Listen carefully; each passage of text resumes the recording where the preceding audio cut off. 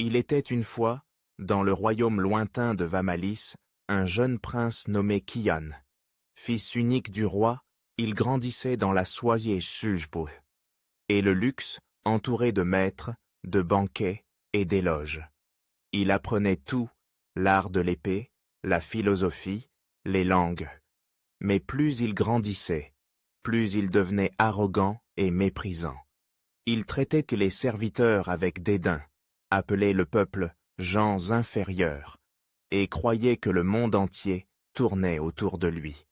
Un jour, lors d'une chasse royale, Kian et sa suite traversèrent la forêt du silence, un lieu sacré dont les anciens disaient que même les oiseaux s'y taisaient et que le vent y chuchotait doucement.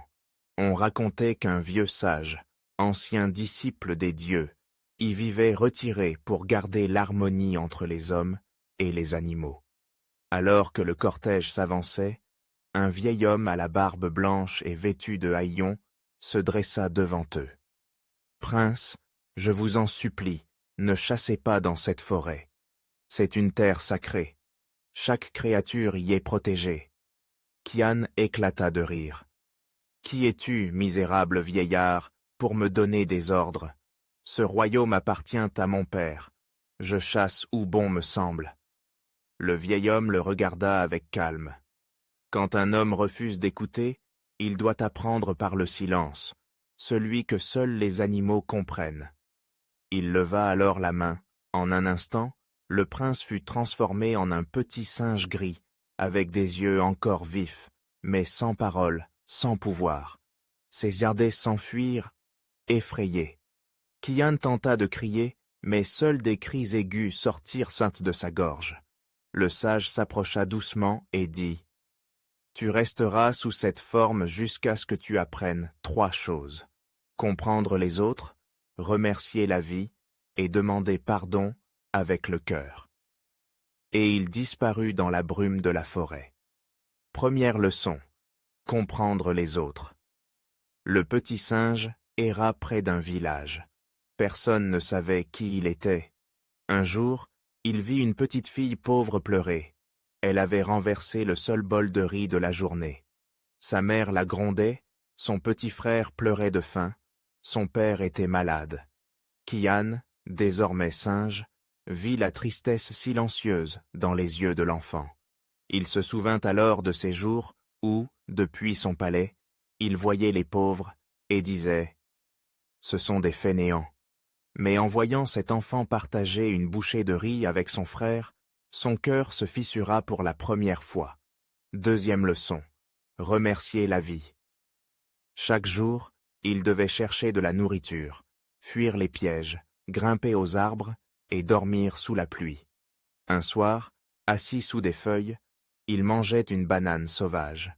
Une goutte d'eau froide lui tomba sur la tête, mais cette fois, il ne s'énerva pas. Il leva les yeux au ciel et sourit. « Je suis vivant, je sens le vent, la pluie, je peux encore sourire. » Pour la première fois, il ressentit une profonde gratitude pour les choses simples. Troisième leçon. Demander pardon. Un jour, un incendie éclata dans la forêt. Le singe Kian vit la même petite fille prisonnière des flammes. Sans hésiter, il courut dans le feu, grimpa entre les branches enflammées et la sauva, malgré les brûlures qui lui dévoraient le dos. Il s'évanouit. À son réveil, il était allongé sur des feuilles sèches. À ses côtés, le vieux sage. « Tu as appris beaucoup, mais il reste une chose. » Le singe, les larmes aux yeux, s'agenouilla. Il joignit ses petites mains, baissa la tête profondément et demanda pardon sans mots, mais avec tout son cœur. Une douce brume l'enveloppa. Quand il rouvrit les yeux, il était redevenu humain, mais plus aucun orgueil ne brillait dans ses yeux. Il était devenu un homme capable de ressentir, de comprendre et d'aimer. De retour au palais, son père, affaibli par la douleur, pleura en le revoyant. Mais ce qui surprit tout le monde, c'est que Kian embrassa les serviteurs, salua les gardes, et chaque jour se rendit au village pour écouter son peuple.